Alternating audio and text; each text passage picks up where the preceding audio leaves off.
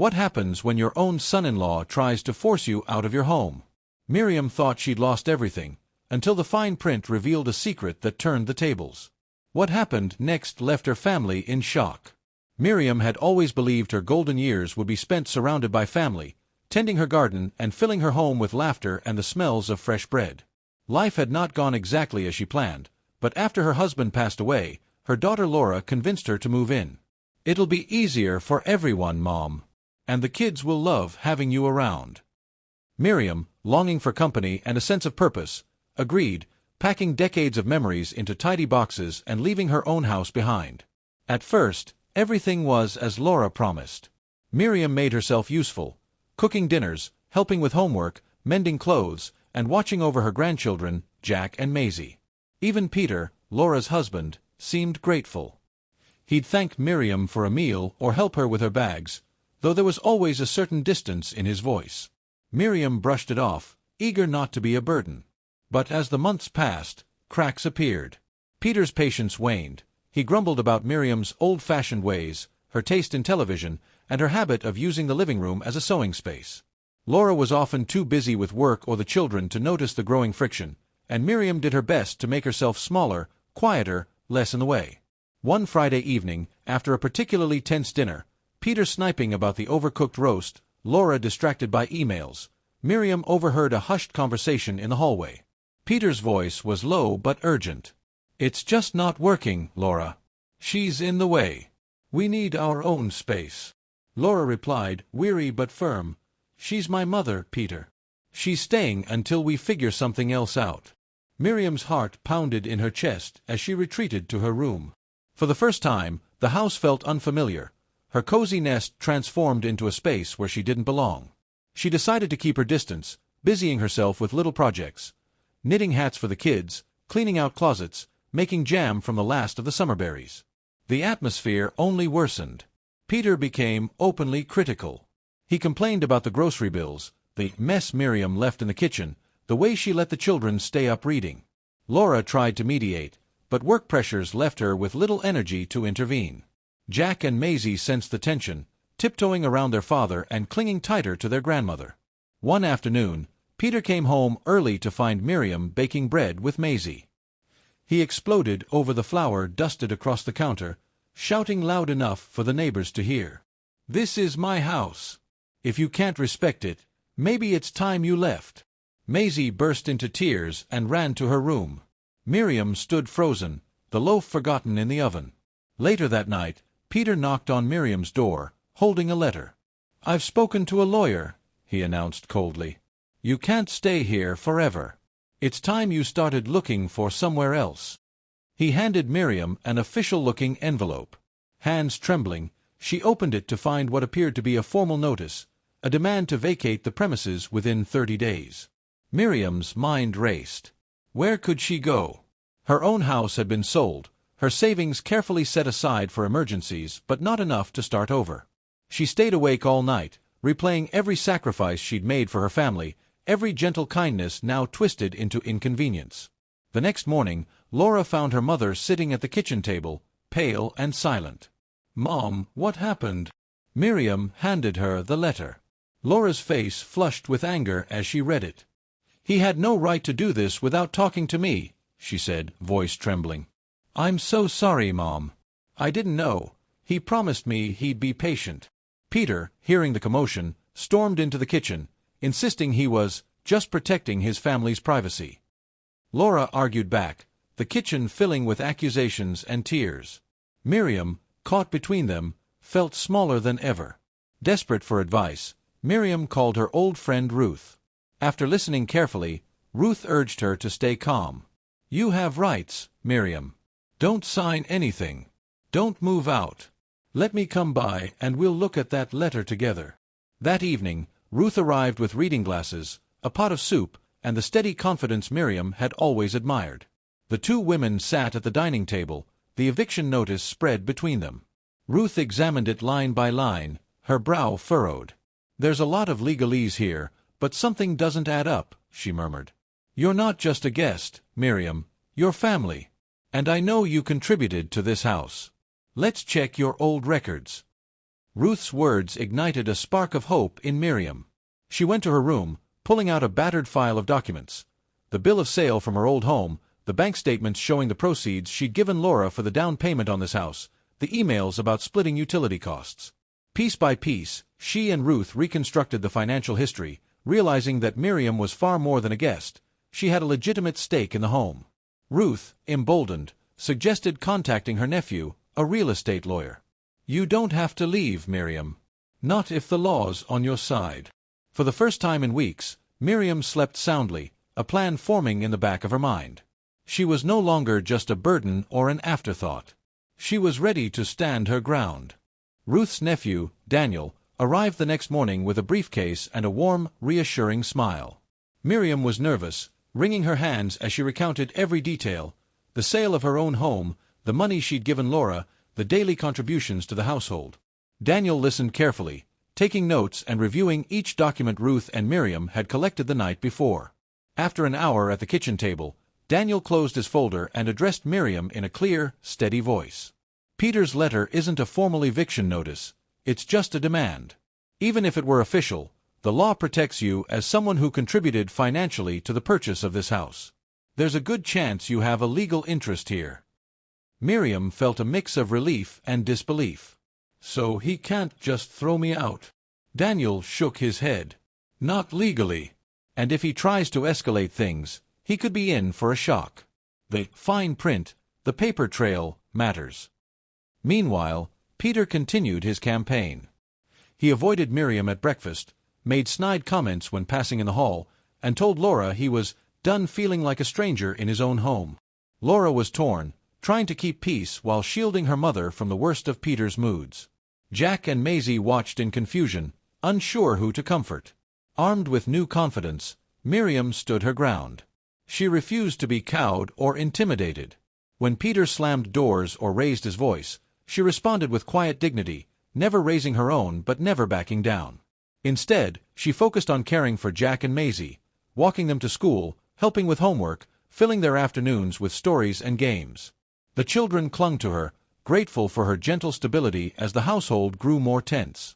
Within days, Daniel drafted a formal letter to Peter, citing Miriam's financial contributions and warning him not to pursue illegal eviction.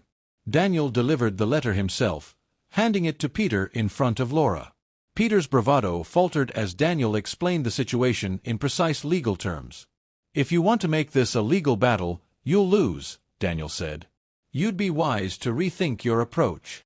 Peter bristled but said nothing, retreating to his office. Laura hugged her mother tightly, apologizing again and again for the mess. "I never should have let it get this far, Mom. I'm sorry." Miriam smiled through tears. "You did your best. Sometimes people show their true colors when things get hard." Over the next week, the tension in the house ebbed and flowed. Peter sulked but stopped mentioning eviction, clearly unsettled by Daniel's involvement. Miriam, meanwhile, began documenting everything, keeping a diary of Peter's comments, saving receipts and messages, and making copies of all her important papers. Ruth checked in daily, bringing fresh bread, encouragement, and reminders that Miriam wasn't alone. Slowly, the children sensed the shift. Jack and Maisie grew more relaxed, playing board games with Miriam in the living room, laughing at her silly stories, and inviting her to school events. Even Laura seemed to breathe easier, working late but texting Miriam updates and thanks. One afternoon, as Miriam and Ruth drank tea on the porch, Laura joined them, looking exhausted but grateful. "I'm meeting with a counselor tomorrow," she confessed. "I want to fix things, with Peter, with the family, with you." Miriam reached for her daughter's hand, squeezing it with understanding. "We'll get through this together." That evening, Peter avoided the dinner table, eating alone in his office. Miriam tucked the children in with a new story and a promise that she would always be there for them. She closed their bedroom door, feeling a wave of peace she hadn't felt in months. Miriam knew the struggle wasn't over, but for the first time, she didn't feel powerless. She had her records, her friends, and her family. Most of all, she had her place, a place she had helped build, a place she intended to defend. The winter holidays approached, and with them came an uneasy truce in the household. Miriam poured her energy into creating warmth and joy for Jack and Maisie, decorating the living room, baking gingerbread, and teaching the children old family traditions. Laura, grateful for her mother's steady presence, took refuge in her late-night talks with Miriam, confiding worries about work, the children, and her struggling marriage. Peter, meanwhile, grew increasingly withdrawn. His usual routines, late-night television, solitary dinners, became more entrenched. He avoided direct confrontation with Miriam but vented his frustrations through passive-aggressive remarks. "Don't you think we've got enough decorations, Miriam?" Or, "I suppose we're out of coffee again because someone used the last of it." Miriam refused to rise to the bait, answering with quiet civility, but she took careful note of every incident in her diary. One chilly Saturday morning, Ruth stopped by with a fresh batch of scones and news from Daniel. "Your case is stronger than ever, Miriam," Ruth said. "He found the bank transfer from the sale of your old house and emails about your contribution to the down payment. Legally, you're not just a guest. You're a co-owner." Miriam nearly wept with relief. "Thank you, Ruth. I don't know what I'd do without you." Emboldened by Ruth's support, Miriam took more initiative around the house. She oversaw repairs that Peter had long ignored, called contractors to fix a leaking faucet, and organized a neighborhood toy drive with Laura's blessing. Jack and Maisie were delighted to help their grandmother, proud to see her at the center of community activity. The neighborhood responded in kind. Old friends and new acquaintances dropped by with donations and holiday cards. Miriam felt herself becoming part of something larger than her troubles, a network of people who valued her contribution, who saw her not as a burden, but as a source of strength. Peter's frustration simmered. One evening, after Miriam coordinated a successful toy drive, Peter cornered Laura in the kitchen. "She's taking over, Laura. This isn't her house." Laura, tired of the endless fighting, finally snapped. "She made this house possible. If you can't live with that, maybe you're the one who should leave." The words hung in the air, heavy and final. That night, Laura sought out Miriam, apologizing for Peter's outburst. Miriam hugged her daughter, reassuring her with a gentle firmness. "We can't change people, Laura, but we can set boundaries. You're stronger than you think." The holidays brought small moments of peace. Christmas morning found the family gathered around the tree, Miriam serving hot cocoa, Jack and Maisie squealing over presents. Peter hovered at the edge, watching with a complex mix of resentment and resignation. But when neighbors and friends stopped by for Miriam's annual New Year's lunch, the atmosphere shifted. Guests complimented the cozy house, praised Miriam's hospitality, and told Laura how lucky the children were to have such a grandmother. Peter, forced to play host, smiled through gritted teeth but said little. After everyone left, Laura thanked her mother for saving the holidays. "We needed you, Mom. I'm sorry for everything Peter's done. I hope you'll stay. This is your home too." That night, Miriam tucked her diary beneath her pillow and gazed out at the snow-blanketed street. The house was far from peaceful, but for the first time, Miriam believed she could weather the storms ahead, not just as a guest, but as a rightful part of her own family's story. The new year brought fresh challenges to Miriam's uneasy household. Peter's resentment, once a quiet undercurrent, began to surface in small acts of defiance. He started withholding messages from the mailbox, forgetting to pass along bills, and making household decisions without consulting anyone. Laura tried to keep the peace, but the tension thickened with each passing week. Miriam refused to be sidelined. She paid close attention to the details, tracking every bill, every bank statement, and every conversation that hinted at Peter's next move. When a letter arrived from the utility company threatening to cut off service for unpaid charges, Miriam confronted Peter directly. "Did you forget to pay the gas bill again?" she asked, voice calm but unwavering. Peter's eyes narrowed, but he only muttered something about being busy and left the room. Determined not to be caught off guard, Miriam met with Daniel to review every aspect of her legal standing. Together, they combed through property documents, insurance statements, and emails, making sure every detail was in order. "You're protected, Miriam," Daniel reassured her. "But keep records. If he tries anything, you'll have what you need." As weeks went by, Laura struggled with the burden of holding her family together. At work, she juggled deadlines and demanding clients. At home, she found herself caught between her husband's anger and her mother's quiet resolve. Some nights, Laura sat with Miriam in the kitchen, venting her frustrations over cups of tea. Miriam listened, offering advice only when asked. Don't let anyone convince you that kindness is weakness, Laura. Setting boundaries is an act of love. Miriam threw herself into daily routines, determined to maintain a sense of normalcy for the children. She volunteered at the school library, organized a spring cleaning drive, and hosted Sunday dinners for friends and neighbors. Jack and Maisie thrived under her care, their laughter filling the house despite the undercurrent of adult tension. But Peter wasn't finished. One evening, Laura arrived home to find Peter and Miriam locked in a standoff in the living room. Peter, arms crossed, accused Miriam of taking over and undermining his authority. Miriam stood her ground, reminding him that she contributed to the home, cared for the children, and had every right to be there. This isn't about control, Peter. It's about respect. Their voices rose, drawing Laura and the children to the doorway. Maisie burst into tears, clutching her mother's leg, while Jack stood frozen, eyes wide with fear. Laura stepped between her husband and her mother, voice trembling but strong. Enough. We can't go on like this. We need help, all of us. The days that followed were uneasy but necessary. Laura insisted on family counseling, scheduling appointments and refusing to take no for an answer. Peter protested, but Laura held firm. If you want this family to work, you'll show up, she said. Miriam supported her daughter's decision, offering to care for the children during sessions but refusing to let Peter or anyone else push her aside. In counseling, hard truths emerged.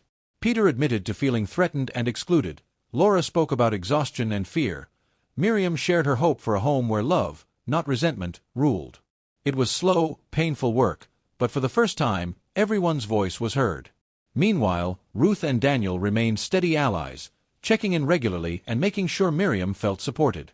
The network of friends and neighbors Miriam had built became a lifeline, offering meals, encouragement, and practical help as the family navigated its storm. Through it all, Miriam kept her diary close and her determination closer. She was done shrinking herself or apologizing for needing a place in her own family. Whatever came next, she would be ready, not as a guest or an outsider, but as a woman with roots, rights, and a voice that could not be ignored. Spring sunlight spilled through the windows, and for the first time in months, Miriam felt hope growing alongside the daffodils in the garden. The family counseling sessions, though difficult and raw, started to shift the household's tone. Peter, forced to confront his own insecurities, grew less combative, at least for a while. He still bristled at Miriam's presence, but his outbursts became less frequent, replaced by brooding silence or sullen withdrawal. Laura threw herself into repairing relationships, determined to heal the rifts that had nearly broken her family apart. She made time for the children, took Miriam to brunch at her favorite cafe, and even convinced Peter to join them for weekend outings. Jack and Maisie, sensing the change, relaxed in their grandmother's arms and began bringing home artwork for Miriam to display on the fridge. Miriam didn't let her guard down. She continued to track every detail, recording payments, saving receipts, and updating Daniel with any suspicious activity. Her friendship with Ruth deepened, the two women sharing long walks and laughter in the park. "You're stronger than you think, Miriam," Ruth reminded her. "Don't let anyone make you forget it." One Saturday, Peter came home with a stack of mail, tossing it onto the kitchen counter with little ceremony. Miriam sifted through the pile and paused when she found an envelope addressed to her, marked "Personal and Confidential." Inside was a statement from the bank, a routine notification, but it included a line Miriam hadn't seen before, a new authorization request for a joint account, submitted but not yet approved. Her heart pounding, Miriam called Daniel. He came over immediately, reviewing the paperwork and confirming her suspicion.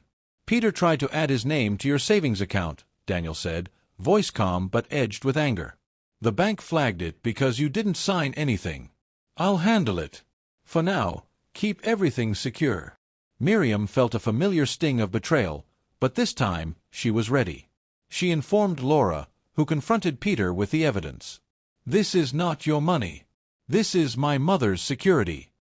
Peter, caught off guard, sputtered excuses but was met with Laura's unwavering gaze. "If you ever try anything like this again, I'll ask you to leave." In the aftermath, Laura and Miriam grew closer than ever. They talked about boundaries, forgiveness, and the importance of trust. Laura apologized again for not protecting Miriam sooner. "I wanted to believe we were all just stressed, that things would work out on their own. I should have seen what was happening." Miriam forgave her, understanding now that even good people falter under pressure. "We've all learned something, Laura. I'm just glad we're facing it together." Life found a new rhythm. Miriam took over gardening duties, teaching Maisie how to plant tulips and letting Jack help with the compost bin. Laura scheduled weekly check-ins with Daniel, ensuring all financial matters remained above board. Peter, chastened and watched, kept his distance, finally realizing that Miriam was not a pushover, nor was she leaving. One Friday night, Laura hosted a family dinner. Ruth and Daniel joined, bringing fresh bread and a celebratory air.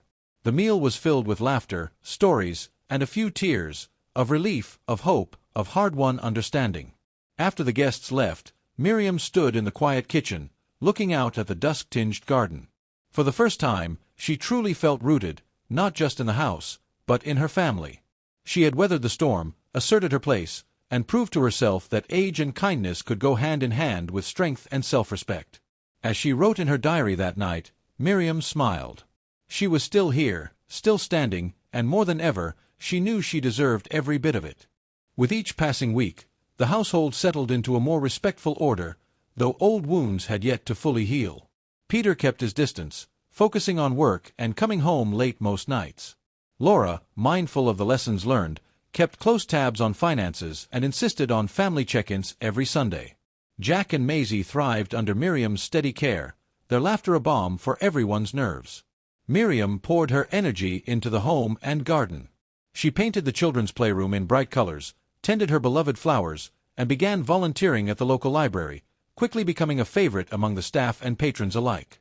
Her days filled with meaningful activity, she felt herself regaining strength she thought she'd lost. Laura, for her part, worked to rebuild trust with her mother. She scheduled regular lunches and encouraged Miriam's growing independence, even helping her set up a separate checking account for her volunteer work and personal expenses. The two women found comfort in shared routines, long walks, favorite movies, and the quiet rituals of family life. Ruth remained a constant companion, and Daniel continued to offer legal and moral support, reminding Miriam of her rights and her resilience. Still, challenges lingered. One afternoon, as Miriam was preparing tea, Peter stormed in, clearly agitated. "Why does everyone act like I'm the villain?" he demanded, glaring at Laura and Miriam. Laura calmly reminded him of the boundaries they'd set and the consequences if he broke them again. "This is our home, mine, the kids, my mother's. If you can't accept that, you're the one who needs to reconsider where you belong." Peter stormed out, slamming the door, but did not escalate further. That night, Laura confided in Miriam. "I don't know what the future holds with Peter, but I do know you're staying here." "You belong here, Mom." Miriam felt tears prick her eyes at her daughter's words, a quiet affirmation of everything she'd fought for. Miriam's influence in the community continued to grow. At the library, she started a reading club for local children, attracting families from all over the neighborhood. She organized a bake sale with Ruth, raising funds for new books, and even helped Jack and Maisie host a lemonade stand on the corner, delighting in their entrepreneurial spirit. As spring ripened into summer, the house became a place of activity and connection. Miriam hosted weekly Sunday suppers for neighbors and friends, reviving the warmth and laughter she'd feared lost.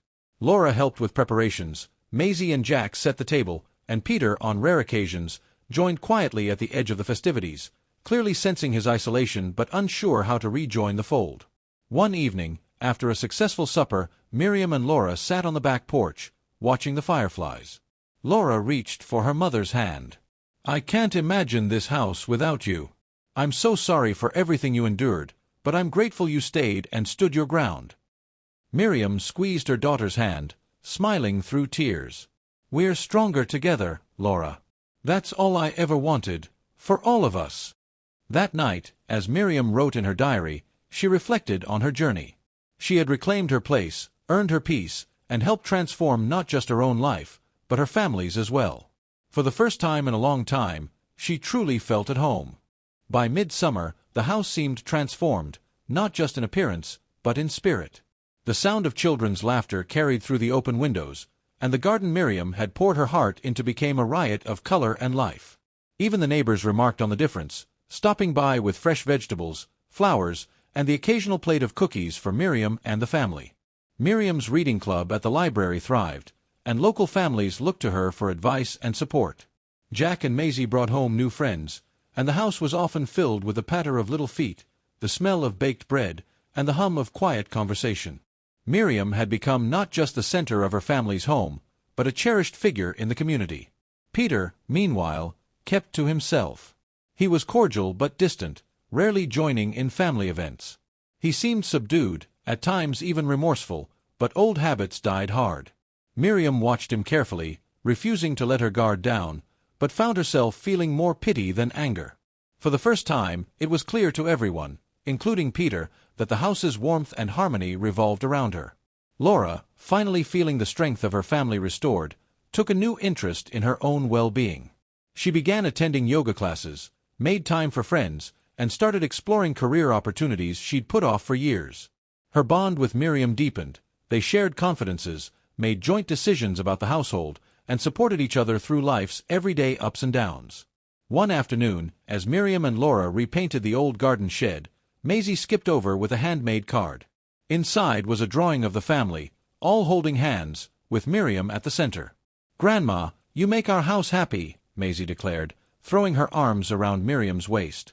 Tears stung Miriam's eyes as she hugged her granddaughter tightly. News of Miriam's resilience and resourcefulness reached the broader family, and distant relatives called to reconnect, offering congratulations and sharing their own stories of hardship and perseverance. Ruth and Daniel, loyal as ever, became regular guests at Sunday suppers. Daniel would tease Miriam about her legal legacy, while Ruth insisted she write a memoir someday. As the summer stretched on, Laura hosted a family picnic in the backyard. Neighbors and friends filled the tables, children played games, and laughter echoed late into the evening. Even Peter, sitting quietly at the edge of the festivities, seemed moved by the sense of belonging he'd so nearly destroyed. That night, as Miriam tidied the kitchen, Laura hugged her from behind. "You saved us, Mom. You gave us back our family." Miriam, overcome, simply smiled and squeezed her daughter's hands. She felt the truth of it deep in her bones. Later, Miriam wrote in her diary, the garden lights twinkling outside her window. "I stood my ground, and the world changed around me. I am not a guest here, I am home." As summer faded to gold and the children prepared for a new school year, Miriam looked around her home with a deep sense of peace. The tension that once haunted every corner had vanished, replaced by laughter, soft conversations, and a routine built on mutual respect. She awoke each morning to the sounds of Jack and Maisie arguing playfully over cereal, the aroma of fresh coffee brewing, and the gentle hum of a house truly at ease. Miriam remained central to daily life. Her baking became legendary.